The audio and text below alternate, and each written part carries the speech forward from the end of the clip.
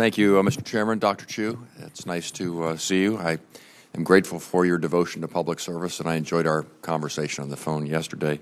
I would like to just briefly reiterate some of the comments you've heard about coal. My state derives about 98% of its electric production from coal.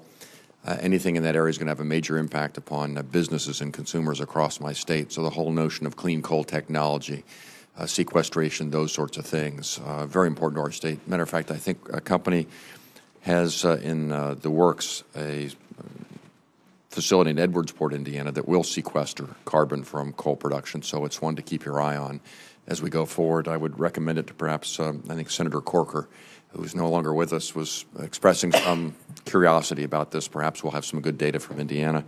Secondly, just as a housekeeping matter for your staff, we are a center of transportation production, and the loan program for advanced technology vehicles, I'm told by several of the companies in my state, is really struggling in the department. As a matter of fact, we heard just today that there's not much transparency. The applications are sitting there. It's not well staffed. The criteria that are used for giving the loans is not well understood. If you could really focus on this going forward, increased battery technology, all those things that will go to improved conservation in the transportation arena are going to be very important, and that program needs to be well administered, and it really hasn't been to date. So if your folks can make a note of that, I'd love to follow up with you on that at the appropriate time. Just 2 or 3 brief questions in the few minutes that we have remaining.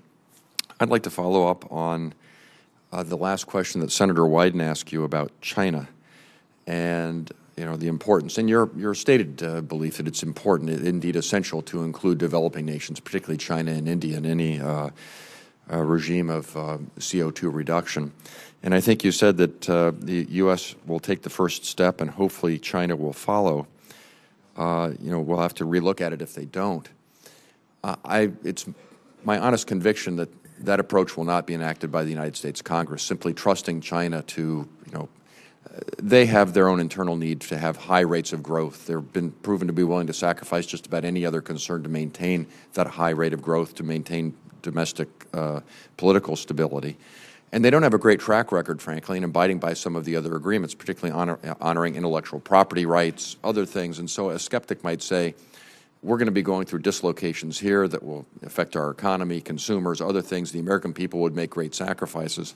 You'd have to really wonder about whether China would go along. And, for people who have to cast votes on these things, that probably won't be good enough to get the job done. So I would really, and I've raised this with hopefully the Secretary to be currently Senator Clinton, hopefully Secretary of State Clinton, about the need to engage in robust diplomacy before we come to Congress with a global warming initiative, because it's really going to we're going to need to have buy-in in the front if this thing's going to work. Do you have any response to that? Oh, actually, I agree with that. Absolutely. Perhaps this would put you more at ease from what I said. As you know, I was co-chair of this report sponsored by the Inter-Academy Council. That's a council that represents over 100 academies of science around the world. It's a report called Lighting the Way and How One Transitions to Sustainable Energy. And in that report, we said quite clearly that all the countries, developed and the developing countries, have to be part of the solution.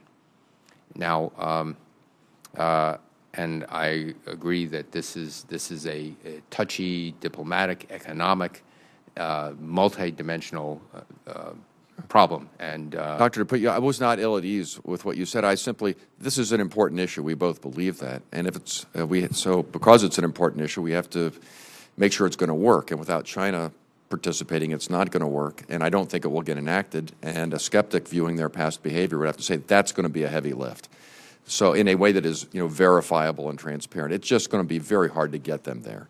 And so I think we're going to have to focus on that component early on in this process, and that's beyond your bailiwick, but since you were asked about it and responded, I was not ill. I just want to emphasize that point. If we're going to get this job done, we got to focus on that. It's going to be, in my estimation, it's going to be difficult, and frankly, I'm a little skeptical about whether they'll ever get there in a way that is because of the political dynamic within their own country. But let's give it a shot. Let's see. Let's do our best. Perhaps we can. I think it's well worth the effort.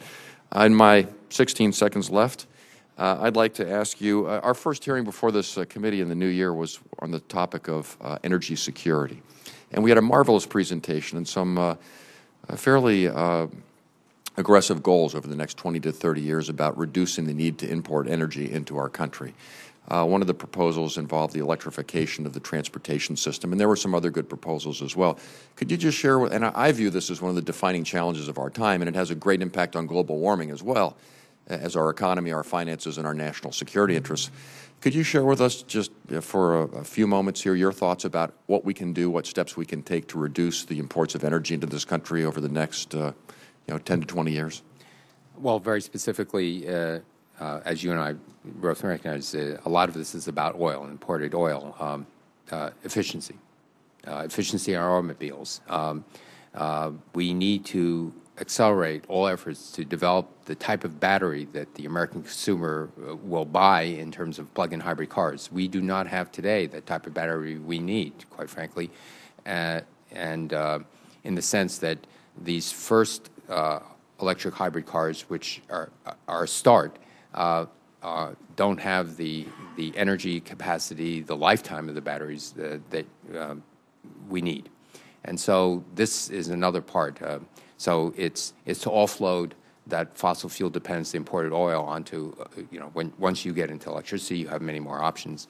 And so those two things, I think, are very important. Let's invent a battery technology. Let's push hard towards more fuel-efficient personal vehicles.